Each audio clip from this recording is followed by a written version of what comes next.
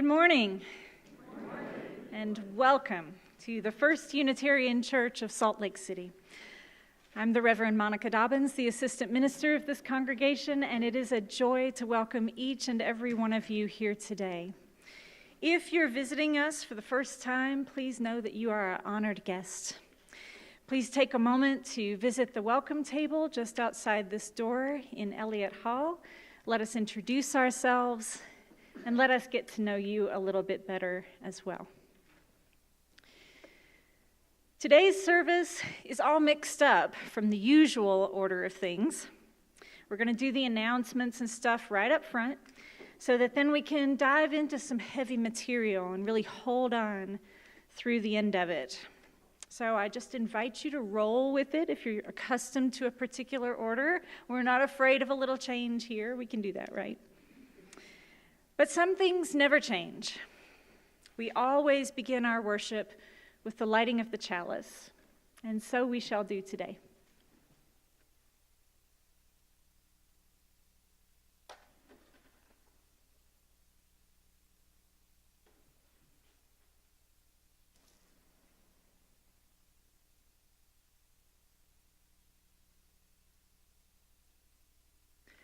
Symbol of light and of knowledge, symbol of warmth and freedom. We light this chalice as a symbol of our faith.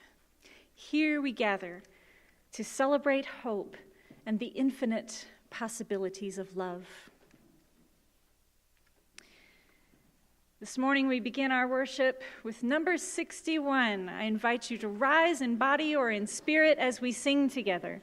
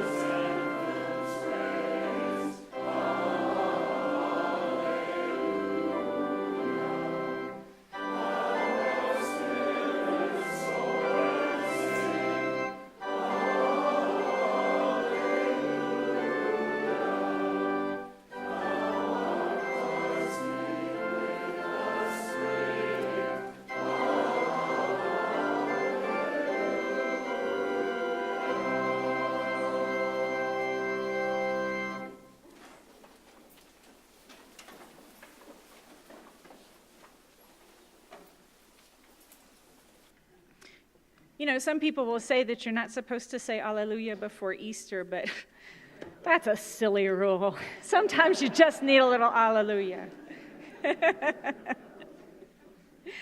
All right, so let's do some announcements. We don't usually do that right up front, but we're mixing it up. So, first announcement is the pledge drive. If you haven't given your pledge for next year yet, this is the time. We don't want to be like on the radio station where we have to do this announcement every week and we're postponing the programming. We just want to get right back to the good stuff. So go ahead and make out your pledge card. If you haven't yet, we've got them right outside the door in Elliott Hall.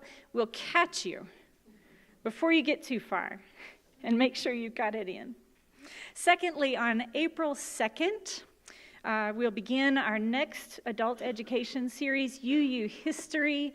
If you have been a Unitarian Universalist for some time and you'd like to know the backstory of our faith, we invite you to join us for this 6-week series. It'll be taught by myself and Christine Ashworth, a 30-year UU who's a member of our congregation, and we just love to teach. So we invite you to join us. There's a link to sign up for the class in your weekly email torch. And if you haven't gotten it or you can't find it, send me an email and I'll be happy to send you that link. We'd love to see as many of you as can make it. Finally, well, let me jump in before finally. Someone pointed out to me that next week's service is listed as the 24th. Clearly today is the 24th. So come back on the 31st to hear about immigration. It's going to be really great. And now finally. The in-between is a local hospice service for people who are unhoused or homeless, and they do amazing work in Salt Lake City. They're trying to expand so they can serve more people, and they're facing pushback from our community, especially from our neighborhood just a little south of us. They're going to be heard on Tuesday night at the City Council meeting, and we expect some of those opposers to be there. So we want to show up to support the in-between at the City Council meeting Tuesday night at 7 o'clock. If you're able to come, please join us at Council Chambers downtown. Please show up early so you can get a seat. I think that they are looking for some speakers, but mostly we just want people to show up with your big hearts in support of the in-between. And now, well, before I make the special announcement, I just want to say welcome to Grayson. Grayson Page is going to be doing our reading today, and she participated in the student climate strike just about a week and a half ago, I think. Skipped school for a good cause, and we really appreciate it. So let's give Grayson a hand.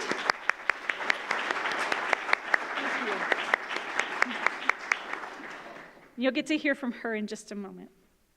But first, I'd like to make a special announcement. And if you're visiting with us today, you may not understand all of what I'm talking about. This is a little bit of insider baseball, but I hope you can just kind of roll with it, because this is really important. If you are a member of our congregation, then the most recent issue of our denominational magazine, the UU World, may already have landed in your mailbox. I hope that you've enjoyed reading the great articles on perfectionism in our faith, inclusion of persons with autism and other kinds of neurodivergence, and especially an article written by our very own high school student, Asha Pruitt. The magazine is so important because not only does it help us keep connected to the wider faith beyond Salt Lake City, but also it helps keep us informed of justice and inclusion issues facing UUs around the world. Unfortunately, this issue also included an article titled After L, G, and B, referring to the T of trans and non-binary folks. This article was really hurtful and problematic, starting right there in the title, which indicates that trans folk are an afterthought in our faith. They are not. They are not. The article went on to feature the voice of a cisgender woman, which, as a reminder, cisgender means that the gender you were assumed to be at birth is the same that you experience now. The article went on to feature the voice of this woman who wrote about her own struggle to accept trans folks. The organization TRUST, which stands for Trans Religious Professional Unitarian Universalists Together, a group that supports trans professionals as well as laypersons, describes the harm this way. The article reduces trans people to objects, something that happens far too often in society and in our UU communities. The use of harmful slurs, the conflation of intersex and trans experience, and a repeated focus on surgery, hormones, and pronouns perpetuates stereotypes around trans experiences that devalues the gifts we have to bring to the world and Unitarian Universalism. There are two problems here that might not be so obvious at first glance. First, cisgender UUs across the country may read this article and think, this is the right way to talk to and about our trans siblings by asking them about their surgeries, by treating them like objects, etc. The other problem is that some of our trans religious professionals found out about the article and urged the UU world not to publish it because it might be harmful, but the magazine disregarded the warning and published it anyway. As I have observed the proceedings recently of the United Methodist Church, as their general conference voted against full inclusion for LGBTQ+ members and clergy, it has reinforced my belief that no faith community gets it right all the time. And sometimes even the best of us make terrible mistakes. And when that happens, we ought to talk about it. Not just in the hall over coffee, not just in committee meetings, but right here in worship. Let's get it out in the open. Let's grieve it. Let's move forward. Our faith can be proud of all that it has accomplished for queer folks, and that generally, queer folks find our communities welcoming and affirming. Yet a recent survey shows that 72% of trans UUs do not feel that their congregation is completely inclusive of them as trans people. And 42% of trans UUs regularly experience trans-related marginalization in UU spaces. If we are not trans, then we need to listen carefully to these numbers, and then we need to make changes. So here's what I'd like you to do today. First, if you are wearing a name tag, please take it off, either now or after service, and write on it the pronouns that you use. She, her, he, him, they, them, or whatever your pronouns are. If you're not wearing your name tag, why not? This will demonstrate that we must not make assumptions about someone else's gender based on their looks or their clothes or anything else. If you are not trans, this is an opportunity for you to really think about your gender and how it functions for you. Second, if you haven't read the article, please do read it. Hang out with it for a while. See how it sits with you. We have copies of the article in Elliott Hall. We also have links to the UU World's apology and to statements from Trust, the religious professionals group I was telling you about, explaining this in greater detail. Or you can come and talk to me about it. What I'd like you not to do is go find somebody during coffee hour who might be trans or non-binary and talk to them about it. They would much rather, trust me, talk about their spring break plans or their project at work, something else, because nobody likes to be put on the spot, right? And finally, Reverend Tom and I, feel strongly enough about what's happened that we're going to make a donation to Trust, the organization I was just telling you about, from the Ministerial Discretionary Fund. Its mission is to support UU trans religious professionals, to advocate for each other and their ministries, and to transform Unitarian Universalism and our world. The funds will be used to support trans religious professionals and to educate UUs about trans issues. We invite you to join this morning in donating to this organization. There are 3 ways you can do that. 1, you can make out a separate check.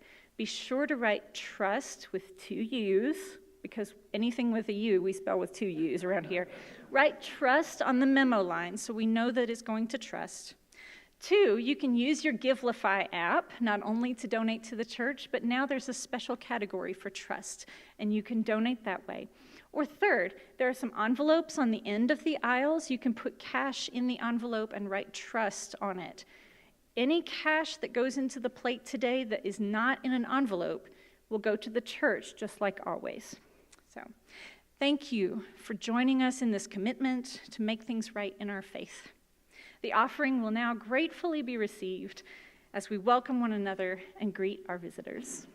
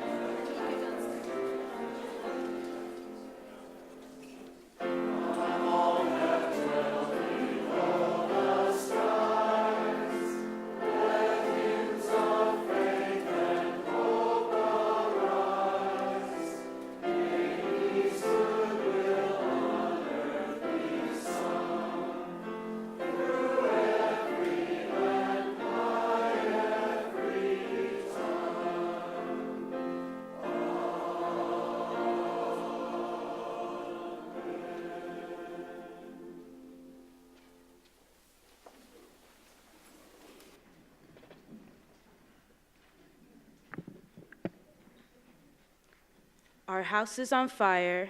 I am here to stay. Our house is on fire. According to the Intergovernmental Panel on Climate Change, we're less than 12 years away from not being able to undo our mistakes. In that time, unprecedented changes in all aspects of society need to have taken place, including a reduction on our CO2 emissions by at least 50%. And please note that those numbers do not include the aspects of equity, which is absolutely necessary to make the Paris Agreement work on a global scale. Nor does it include tipping points or feedback loops like the extremely powerful methane gas released from the thawing Arctic permafrosts. At places like Davos, people like to tell success stories, but their financial success has come with an unthinkable price tag. And on climate change, we have to acknowledge we have failed. All political movements in their present form have done so, and the media has failed to create broad public awareness. But Homo sapiens have not yet failed. Yes, we are failing, but there is still time to turn everything around. We can still fix this. We still have everything in our own hands, but unless we recognize the overall failures of our current systems, we most probably won't stand a chance. We are facing a disaster of unspoken sufferings for enormous amounts of people. And now it is not the time for speaking politely or focusing on what we can or cannot say. Now is a time to speak clearly. Solving the climate crisis is the greatest and most complex challenge the Homo sapiens have ever faced. The main solution, however, is so simple that even a small child can understand it. We have to stop emissions of greenhouse gases. Either we do that or we don't. You say nothing in life is black or white, but that is a lie, a very dangerous lie. Either we prevent 1.5 C of warming or we don't. Either we avoid setting off that irreversible chain reaction beyond human control or we don't. Either we choose to go on as a civilization or we don't. That is as black or white as it gets. There are no gray areas when it comes to survival. We all have a choice. We can create transformational action that will safeguard the living conditions for future generations, or we can continue with our business as usual and fail. That is up to you and me. Some say we should not engage in activism. Instead, we should leave everything to our politicians and just vote for a change instead. But what do we do when there is no political will? What do we do when the politicians needed are nowhere in sight? Here in Davos, just like everywhere else, everyone is talking about money. It seems money and growth are our only main concerns. And since the climate crisis has never once been treated as a crisis, people are not simply aware of the full consequences on our everyday life. People are not aware that there is such a thing as carbon budget and how incredibly small the remaining carbon budget is that needs to change today. No other current challenge can match up to the importance of establishing a wide public awareness and understanding of our rapidly disappearing carbon budget. That should and must become our new global currency and the very heart of our future and present economics. We are at a time in history where everyone with any insight of the climate crisis and threatens our civilization, and that entire biosphere must speak out in clear language, no matter how uncomfortable and unprofitable that may be. We must change almost everything in our current societies. The bigger your carbon footprint, the bigger your moral duty. The bigger your platform, the bigger your responsibility. We must change almost everything in our, Adults keep saying we owe it to the young people to give them hope, but I don't want your hope. I don't want you to be hopeful. I want you to panic. I want you to feel the fear I feel every day, and then I want you to act. I want you to act as you would in a crisis. I want you to act as if our house is on fire, because it is.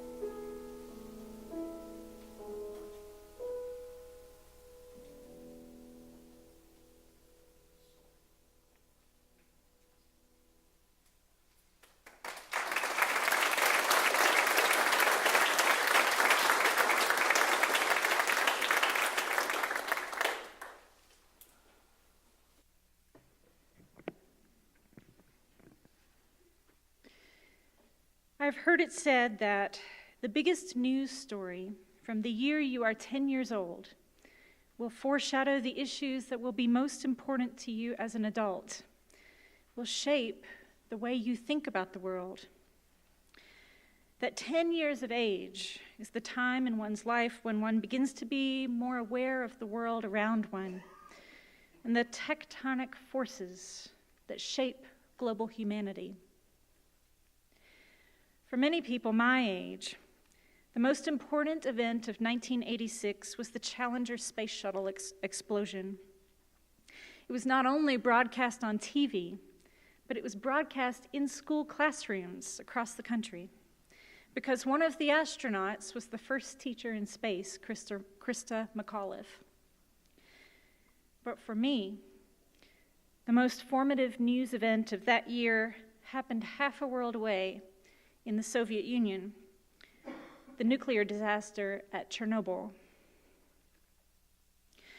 The reactors at Chernobyl were the largest and most powerful that the world had ever seen.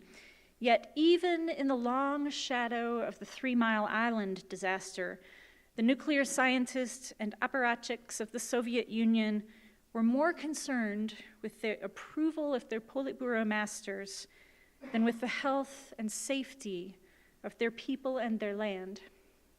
They cut corners to save time and money, used cheap materials, and bypassed safety inspections for decades. In a horrible bit of foreshadowing, the plant's manager, Viktor Brukhanov, celebrated the opening of the new facility by approving the installation of a sculpture in the nearby atomic town of Pripyat. According to journalist Adam Higginbotham, this was Prometheus, who had descended from Olympus with the stolen gift of fire. With it, he brought light, warmth, and civilization to mankind, just as the torchbearers of the red atom had illuminated the benighted households of the USSR. But the ancient Greek myth had a dark side. Zeus was so enraged by the theft of the god's most powerful secret that he chained Prometheus to a rock, where a giant eagle descended to peck out his liver every day for eternity. Nor did mortal men escape retribution for accepting Prometheus' gift. To him, Zeus sent Pandora, bearing a box that, once opened, unleashed evils that could never again be contained. On April 26, 1986, a safety experiment in the reactor went wrong, cascading into what nuclear scientists called a beyond design basis accident. In other words, an accident that was so far beyond the capacity of the designers to comprehend that they didn't bother preparing for it. The lid of Pandora's box inside reactor number 4 was blown off, and the evils of toxic radiation that began to poison Eastern Europe within a matter of minutes would be felt around the world and measurable for centuries to come. I still cry sometimes when I think about Chernobyl. Even now, just the word Chernobyl can bring tears to my eyes. And what was painful about this accident to me, and still is even now, is that it wasn't caused by evil masterminds. The disaster was caused by ordinary, foolish humans.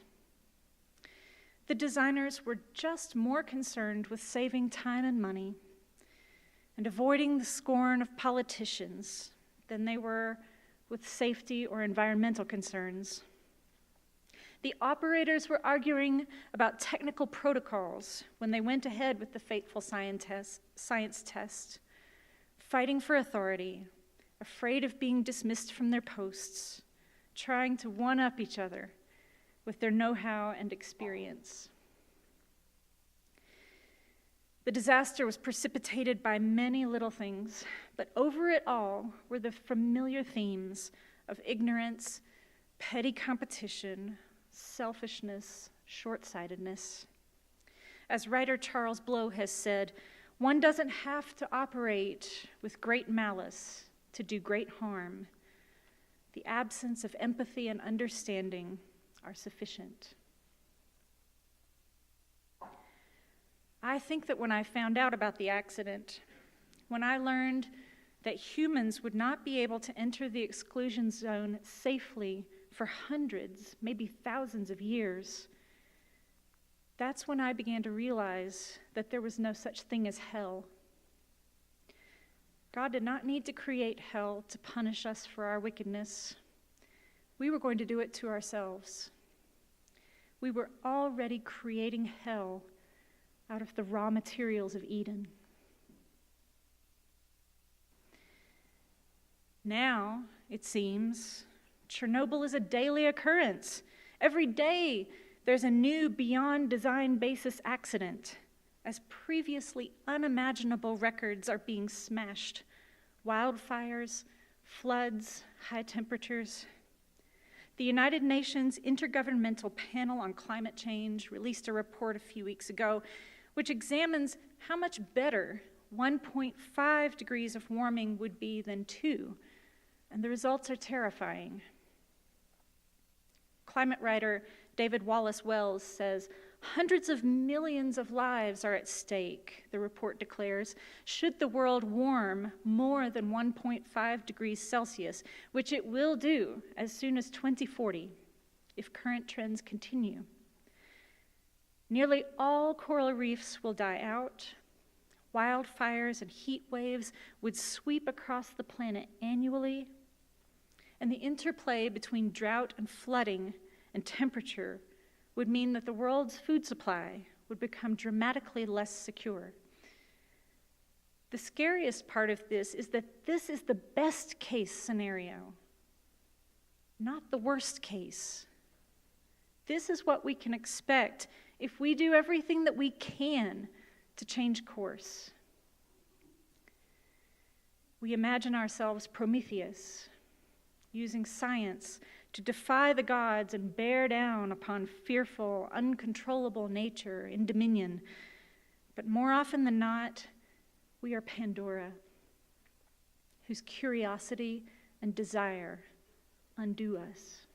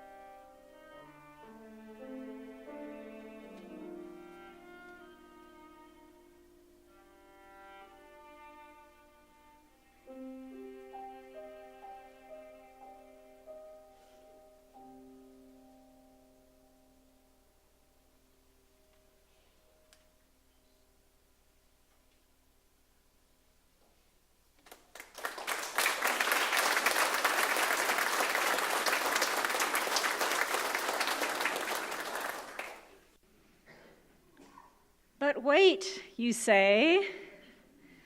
But wait, don't forget that hope was left in the bottom of Pandora's box. She managed to close the lid before hope could escape. Escape, I say. What if Pandora shut the lid before hope could be unleashed along with the other evils? For isn't that where we have been living these past few decades since the alarm about climate change was first sounded? We've been crouching behind that box with environmental threats swirling around us, and all we can do is peek inside the box for a glimpse of hope. Hope that someone will save us without us having to change very much. Hope that we can continue living as we do, playing games with science, instead of using science to help us actually fight the demons of climate change. I don't want you to be hopeful. I want you to panic. With those words, teenage climate activist Greta Thunberg gave voice to the urgency of facing the climate crisis. When we are honest with ourselves, when we trace the logic of climate crisis out to its end and imagine the destruction and chaos, we must feel panicked at the enormity of these forces we humans conjure but now feel powerless to control. The word panic alludes to another Greek myth, the myth of Pan, the god of the wild. The image of Pan is the goat god, the drinker, the reveler, the pursuer of women, he who is given to all things untamed and unbridled and uncontrollable. But Pan had another dimension. The myth says that when the gods went to war, they relied on Pan to sound the battle cry. For Pan was gifted with an enormous and exceedingly loud voice. The voice of Pan could make giants flee in fear. And naturally, tiny humans would get caught up in the panic too. Thus, the etymology of the word panic, an uncontrolled or uncontrollable fear, or a fear of the uncontrolled or uncontrollable. Yet Greta, in her speech to the World Economic Forum, intends for her listeners not merely to be gripped by fear, but by holy panic. We are not meant to retreat in cowardice from what we have made. Rather, we are called to change sides and go to battle, sounding before us the panic cry of wildness in defense of nature. I remember another time when the earth was in grave danger, not long before the Chernobyl disaster. In 1985, the British Antarctic Survey shocked the world with its announcement of the discovery of a hole in the ozone layer, protecting the Earth from UV radiation. Remember the hole in the ozone layer? I remember that within 2 years, the nations of the world had come together to sign the Montreal Protocol banning chlorofluorocarbons in industrial manufacturing. And 30 years later, the hole is almost healed, thanks to the protocol which represented the first United Nations treaty to receive unanimous ratification. It was a moment of panic that resulted in a swift and meaningful reverse of course, and it awakened many people to the threats facing our fragile ecosystems for the very first time. It made environmentalists out of many children of my generation. The stakes are higher this time. The obstacles are greater. We are not talking about eliminating one class of chemicals. We're not talking about making one small change. We're not talking about recycling or using metal straws or taking the bus more. We are talking about overhauling the global economy. We are going to have to throw everything we have at this problem. Only panic will give us the energy to do it. I'm looking to Greta and the army of young climate activists who are panicking today, just like I was when the Chernobyl disaster occurred. They aren't deterred by adult ideas of what is and isn't possible. They know that they will have to live in this world and raise their children in it. So they are not waiting for my generation or your generation to get it together. They are changing the world with or without us. Our job is to get in line behind them and amplify them. When I was a kid, they called us tree huggers. I liked that. I did hug trees. I liked hugging trees. And then I wanted to take care of them. And then I wanted to fight for them. Sometimes you need to stop what you're doing and plant your bare feet on the earth and feel your own roots go down into the soft soil. And remember where you really come from and where your children really come from. And then call up through those roots the joy of being alive and the deepest gratitude you can know. Gratitude to the earth that provides everything you've ever needed.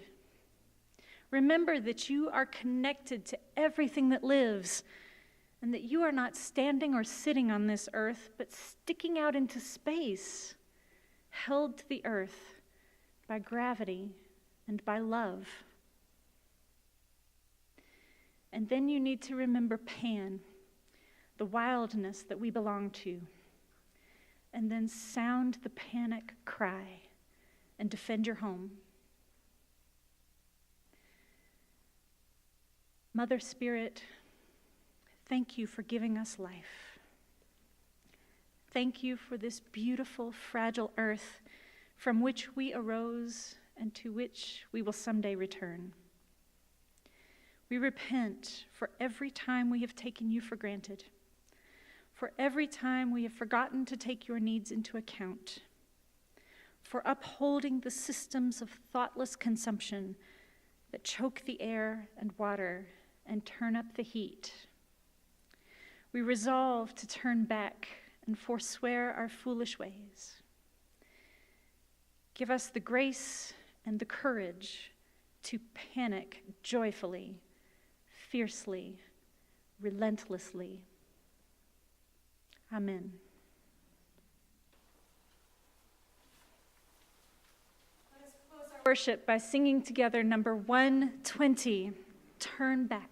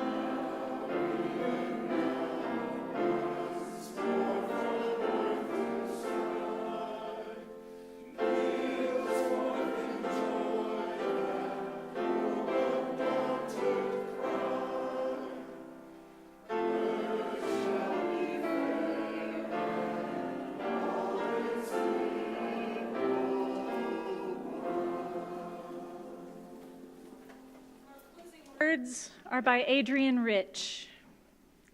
My heart is moved by all I cannot save. So much has been destroyed. I have to cast my lot with those who age after age, perversely, with no extraordinary power, reconstitute the world. Amen.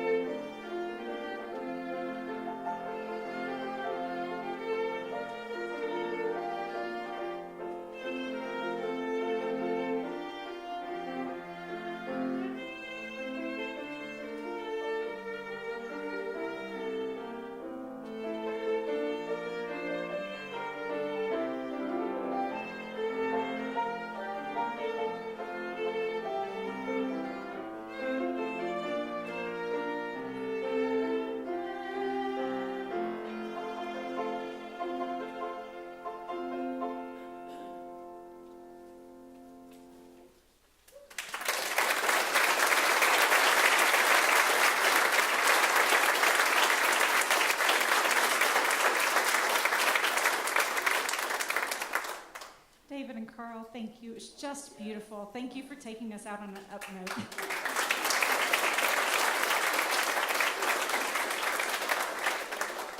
I can't believe I managed to get through 2 sermons about Chernobyl without crying. So thank you for helping to make this a space where we can talk about hard stuff.